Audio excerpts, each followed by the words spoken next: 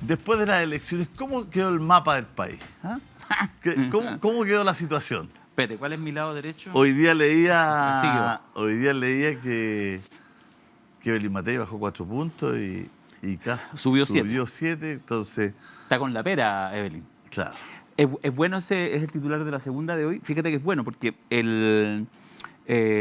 porque eso es lo que pasa. A ver, yo creo que lo primero que pasa es que se sincera. Fíjate que de hecho yo lo he hablado y me parece que hay un sentido de oportunidad, incluso hasta para el gobierno, con lo que pasó el domingo 7 de mayo, porque de alguna manera cierra un poquito esta pregunta abierta que estaba instalada a partir del 4 de septiembre, cuando se rechazó.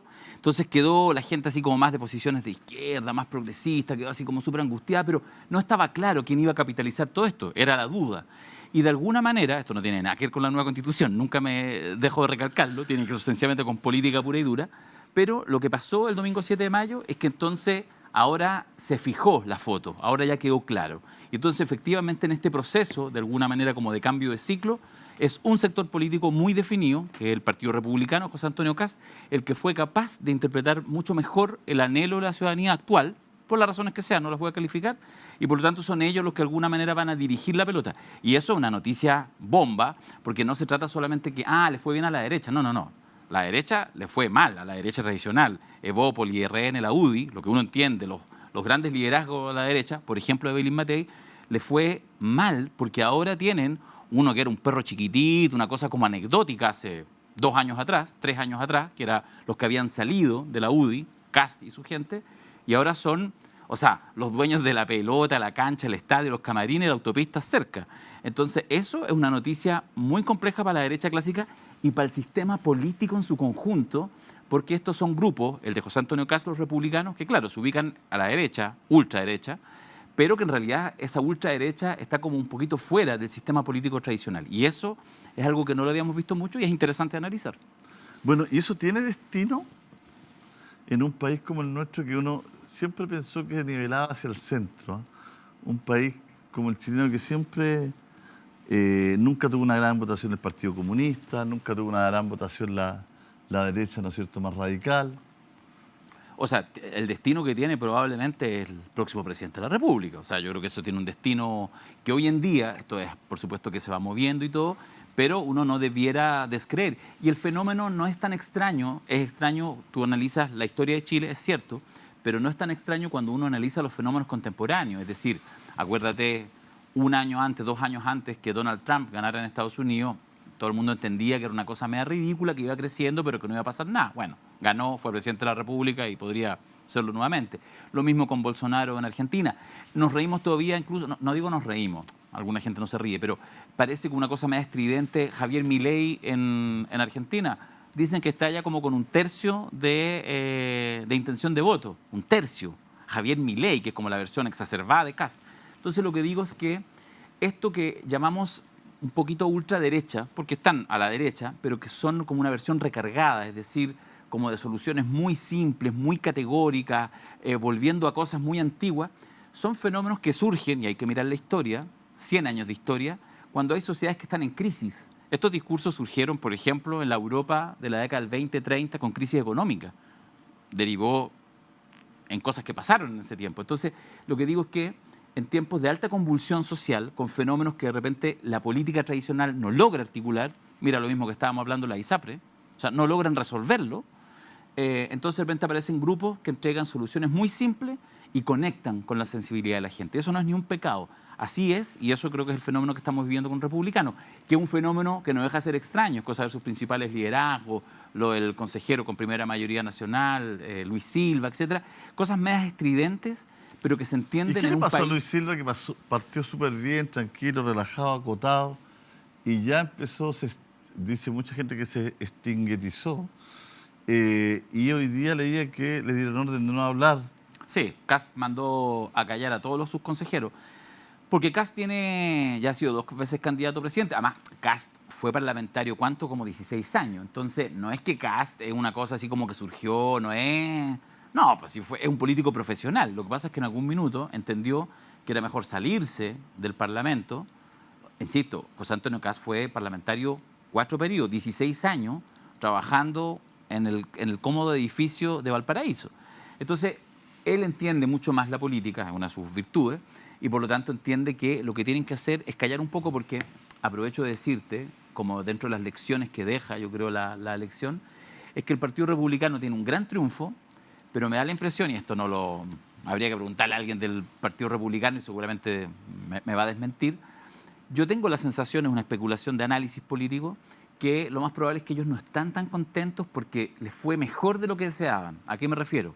Sacaron el 35% de los votos, felices, pero sacaron casi la mitad, el puro Partido Republicano, de los consejeros, por lo tanto, de la nueva proceso constitucional. Por lo tanto, van a tener que dirigir ese proceso y a ellos les queda mucho más cómodo estar a este lado, tirando peñascazos al gobierno turno, etcétera, y no teniendo que llevar el timón. Entonces yo creo que incluso eso es un ejercicio que les va a costar y por eso Kast los mandó a callar, porque hasta Luis Silva, que no es ningún aparecido, cometen los errores de que se dejan llevar por las ganas que tienen de pasarle por encima a muchas cosas, no solo políticas, sino también sociales y culturales que han pasado en Chile en los últimos años, como la irrupción del feminismo, de la diversidad sexual, en general de cosas que son propias de sociedades contemporáneas como esta y que ellos tienen una mirada muy hostil a eso.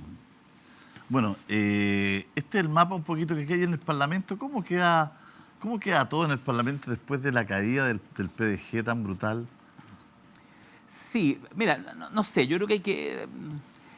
Lo que pasa es que yo creo que el fenómeno y el PDG podría en ese sentido volver a crecer, o el día de mañana, cuando digo el día de mañana, pues en 6 meses más, en la misma lógica del PDG puede surgir cualquier otro partido. O sea, digo que hay fenómenos que son más o menos propios de partidos no ideológicos, que se instalan desde la lógica de la no política. El PDG y el liderazgo Parisi fue quizás el primero, pero no es que desapareció esa mirada, sino que se la llevó el Partido Republicano. Logró interpretar, yo creo, de mejor manera. Por supuesto que en eso el liderazgo de José Antonio Kast me parece a mí que es incluso un poquito más sólido que el liderazgo de Parisi, porque la cosa tiene un límite, es cosa de ver incluso en la propia elección, o sea, ni siquiera se queda a ver los resultados, se va al aeropuerto antes, como si no hubiera un vuelo un poquito más tarde o el de otro día en la mañana. Entonces, yo creo que eso en algún minuto les ha pasado la cuenta y la gente se da cuenta que es como un negocio particular de muy poquitos, porque una cosa es que tengan un programa como Bad Boys, que en el fondo es súper intenso, lo ve mucha gente, fue un fenómeno, y otra cosa es suponer que en realidad tú puedes mantener una política, un liderazgo presidencial y una bancada parlamentaria a partir de lo que se diga en un podcast. Es como que ya un poquito mucho. Ya. Pero igual el Parlamento tiene una posición un poco bisagra, pueden apañar algunas cosas. Sí, pero ya se ha desgranado el choclo. Todo lo que pasó con el cambio de presidente de las comisiones. Sí, pues. Se llegó a ese acuerdo y finalmente hace tambalear un poco ese estatus en algún momento. Claro, es que yo creo que ese fenómeno se va a repetir. O sea, por eso digo que, por supuesto, a la gente del PDG que se les desarma el choclo es una lata, pero se desgrana el choclo. Pero en realidad es un fenómeno que se va a repetir, es decir, son los grupos que se articulan por intereses a veces muy particulares, alejados de la estructura política tradicional, los que de alguna manera pueden generar contrapesos, pero que son muy momentáneos. Porque no... Y esa es parte, yo creo, de lo que se inaugura ya hace algunos años en el ciclo político chileno, es que vamos a andar a los cabezazos, vamos a andar a los bandazos, a los vaivenes. Y yo te puedo asegurar, entre comillas, que probablemente lo que esta mayoría así exacerbada de 35% de la gente votando por candidato al Partido Republicano, probablemente vamos a pestañear y en realidad eso se le va a llevar otro liderazgo, etcétera. O sea, es decir, estamos en tiempos de subidas y bajadas muy fuertes. ¿Por qué? Porque en el minuto en que tú entras al ejercicio formal del poder, la gente descree. Es decir, tú eres un impugnador, te creo, qué bueno que lo estás diciendo de verdad. Entonces tú hay una elección, ganáis la elección, al minuto siguiente que tú entras al poder, la gente no, porque ya entiende que si estás en el poder ya estáis corruptos, estáis perdidos, y va a haber otro, y para eso están los medios de comunicación, y para eso están las redes sociales, otro que va a interpretar ese mismo discurso. Entonces también hay un tema, yo lo he dicho aquí en este mismo sillón, que yo creo que hay un proceso de maduración de la sociedad chilena, de los ciudadanos y ciudadanos, que no sé cómo va a suceder, pero que tiene que en algún minuto ser capaz de decir, mira, ¿sabéis qué? A ver, ¿en qué cosas creo? ¿Cuáles son los liderazgos que me interpretan? ¿Cuáles son las organizaciones que me pueden interpretar? Y como eso no está pasando, más bien estamos como en una eterna repetición y la ciudadanía esperando mágicamente quién le dice lo que quiere escuchar, pero en el minuto que esa persona, ese liderazgo, ese partido asume posiciones de poder, va a tender a bajar. Y por eso cierro diciendo que lo del Partido Republicano, ellos están en una complicación, una paradoja, porque si bien no han llegado al gobierno, ganaron esta elección y tienen de alguna manera tácitamente un mandato para dirigir el proceso constitucional. Y eso yo creo que es algo que seguramente sus analistas deben estar viendo cómo le tratan de esquivar el bulto, porque no vaya a ser que en 2 semanas más, que en 4 semanas más, que en 3 meses más, la gente empiece a decir, bueno, ya pues, hágase cargo Partido Republicano, y empiece a perder adhesión porque no es capaz de conducir un proceso como el de la nueva Constitución. ¿Por qué, cambiándonos de tema, esto de la ISAPRE llegó a esta parte del guión? ¿Por qué la sangre llegó al río y en este caso ya tenemos una situación donde algunos amenazan con desaparecer, ¿no es cierto? El gobierno quiere que paguen, ¿no es cierto? Se están buscando planes, el Parlamento saca un proyecto de ley alternativo. ¿Qué es lo que te pasa con todo esto primero? Es lo que estábamos hablando, Julio. Es la inutilidad de la política, que no es una cosa reciente, sino que es una cosa, tú has sido un permanente reportero de esa realidad, de la política que fuimos capaces de crear en Chile después de la dictadura. Por supuesto tuvo sus aspectos positivos, etcétera, pero hay algo que nunca logró resolver, que es el abuso de los grandes poderes fácticos y una política timorata. No quiero decir comprada, porque se puede entender como un ejercicio de corrupción y yo creo que no es corrupta. Tiene que ver con que entendía la política que los que siempre han mandado el buque estos últimos 30 años han sido los grandes poderes económicos. Porque si el gran poder económico se enoja contigo, te quita financiamiento, te quita apoyo y te puede incluso hasta hundir como grupo político. Entonces, uno tenía que siempre bailar un poquito o al menos, digamos, consensuar la música con la cual funcionaba el sistema político. Y eso hizo que no se pusiera coto, porque esta realidad, hace cuántos años que venimos viendo este permanente tema de las ISAPRES y ninguno de los gobiernos de turno, tal como yo te lo escuchaba el otro día, ni los parlamentos de turno fueron capaces de poner coto. Entonces esto es como el rey desnudo.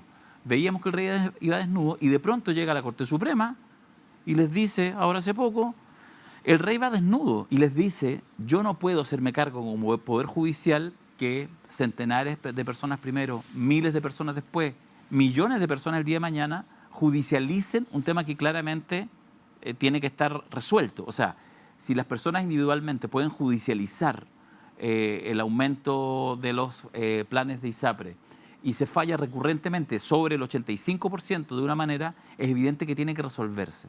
Entonces, insisto que el problema de las ISAPRE es el rey desnudo. Y lo otro, que no deja de ser un tema que hay que destacar, es que quienes han sido las y los grandes estafados, los que han sido víctimas de esto, han sido fundamentalmente las y los enfermos, muchos de los cuales ya están muertos, ¿ya? Y las mujeres, porque ahí es donde se concentra el abuso de estos 40 años de sistema de las ISAPRE, donde fueron permanentemente las mujeres las que se les cargó con más costos por el desgraciado hecho de ser mujeres que pueden procrear hijos. Uno entiende que aquí la política miró para el lado y no logró solucionar esto durante muchos gobiernos, ¿no? Durante varios gobiernos sucesivos, el Parlamento tampoco, y es bien especial y se pone muy compleja la situación cuando se judicializa, ¿no? Cuando el Poder Judicial se involucra, porque eso implica que ya no hay respuesta en la política. Sí. Que la estructura está cediendo porque finalmente, ¿dónde tienen que estar la respuesta a todos estos problemas? Es la política. Que fundamentalmente en una conversación, en un ponerse de acuerdo, en hacer leyes que este tipo de empresas, de industrias las acaten, ¿no es cierto? Y finalmente no sean en contra de los ciudadanos. Porque aquí, ¿qué pasó? Al dejar hace tanto tiempo, se empezó a funcionar, ¿no es cierto?, dejando a los ciudadanos de lado, y los ciudadanos finalmente fueron, entre comillas, se les sacó dinero que no correspondía, y hoy día la ISAPRE, cuando le dicen que hay que devolverlo, dicen, chuta, es que nosotros los invertimos, los gastamos, los pusimos en salud, no pueden hacer la cuenta que están haciendo, acá 2 más 2 no son 4, porque si él me pasó 20, yo puse 10 en esto, 8 en esto, ¿me entiendes? Y también hicimos inversión en salud, en materia de beneficio, etcétera. Entonces contratamos, no sé, un grupo estoy inventando, ¿no? Un grupo de teatro y compramos lápices y compramos témperas que sacamos de ellos porque eran beneficios, hicimos libritos, los pagamos, los regalamos. Entonces, claro, no es que nos pagaron 20 de más y nosotros nos quedamos con los 20 porque nosotros están ahí... guardados, claro. No, y otros pocos regalamos chapitas. Entonces, por ahí sí. Claro, beneficio entre comillas. O sea, estoy tratando de decir esto para que la gente entienda, ¿no? Un poco se divierte y todo, porque lo que dice Elizabeth, bueno, no nos quedamos todos topados para adentro. Ahora, lo que ha dicho la Corte Suprema es que esquilaron a la gente. O sea, la gente pagó de más, la gente no tenía por qué, un abuso. Se abusó de las personas y la clase política dejó que ese abuso ocurriera. Y hoy día, cuando la Corte Suprema dice, bueno, van a tener que pagar por este abuso, no tenemos plata. Vamos a quebrar, el sistema va a colapsar, donde van a quedar los 3 millones de afiliados y todo. Y parece que ahí ya queda en tierra de nadie, ¿no? La discusión queda como al medio y todos toman una esquina de este cuadro y tratan de hacer lo mejor posible. Porque he escuchado a estos parlamentarios tratando como de encontrar una solución para que esto no se desfonde. Porque puede ser una calamidad para ellos, para otros no. La duda es si algunos están preocupados de que no se desfonde, porque además uno puede tener suspicacias. Es decir, nuevamente, ¿cuánto financiamiento hay en la política, de manera directa o indirecta? O sea, yo en los últimos días veía, no quiero señalar a nadie porque no lo tengo, tendría que haber traído los recortes, pero es cosa de ver las publicaciones solo de los diarios, para avanzar en la prensa escrita la última semana. Unos titulares que parecen insertos, pagados por las ISAPRES. O sea, ¿te estás haciendo la pregunta de buena fe, medio de comunicación? ¿O en realidad entiendes que hay que cuidarle en este minuto y por lo tanto hay que poner, ojalá, terror en la población? La política contemporánea, no solo en Chile, sino en el mundo, cada vez ha afinado más un fenómeno terrible. Que saben, esto es más viejo que el hilo negro, pero hoy en día con las redes sociales y con lo rápido que circula la información, puede ser mucho más dantesco. Y es que el principal motivador para funcionar la gente es el miedo. Hoy en día vivimos presos de la dictadura del miedo. Y el miedo adopta muchas formas. En algún minuto en Chile lo adoptaba la figura de una dictadura. Hoy en día no. Estamos en democracias desprotegidas, donde la gente siente que puede morir de hambre o de enfermedad si es que queda en pelota. Y por lo tanto el miedo tiene muchas formas. Entonces se activan los miedos a partir del tema de las ISAPRES, la sensación de que la gente puede quedar absolutamente vulnerable. Yo creo que eso, o sea, justamente la política tiene que evitar que eso sea así. La política es esa red que le dice a todos los individuos de una sociedad, mira, ustedes van a estar a la larga igualmente protegidos. Y por lo tanto, como van a estar protegidos, todos juntos tenemos que involucrarnos en las soluciones. Todo lo que ha pasado con las ISAPRES, por supuesto que impugna la incapacidad de la política chilena de haber resuelto esto a tiempo. Impugna también, por supuesto, a quienes han tenido el poder de poder hacer este cambio. Y también impugna, vuelvo a insistir, a los propios ciudadanos y ciudadanas que de repente dicen más fácilmente los políticos son todos iguales y no son capaces de distinguir. Yo no sé cuáles son mejores que otros. Lo que sí sé es que seguro que si revisamos, habrá habido algunos políticos y políticas que hace 5, 10 o 15 años atrás alertaron de estos temas y otros que no. Tal como seguramente hoy en día, en el propio Parlamento, en el desprestigiado Parlamento, debe haber parlamentarios que están pensando en los problemas que hoy en día están sucediendo, pero a veces la gente en su preocupación cotidiana, en sus temores cotidianos, no se involucra. Y yo creo que, insisto, este tipo de problemas tan gigantes que pareciera que no van a tener solución, lo que debieran hacer no es que nosotros nos alejemos más de la política, sino que entendiéramos como ciudadanos y ciudadanas que es justamente en ese espacio de la política donde uno debería encontrar soluciones macro, grandes para problemas grandes. Vamos a volver a hablar de esto, vamos a hablar de este, entre comillas, perdonazo del Senado, ¿no? Esta solución alternativa que está dando algunos senadores, un proyecto que implica que esto se pague con prestaciones de salud, ¿ah? Pero a la vez permitiría que nuevamente se subieran los planes, las primas, ¿no? Entonces, vamos a hablar de eso un poquito con calma, vamos a ir a Repago Taxi y volvemos de inmediato.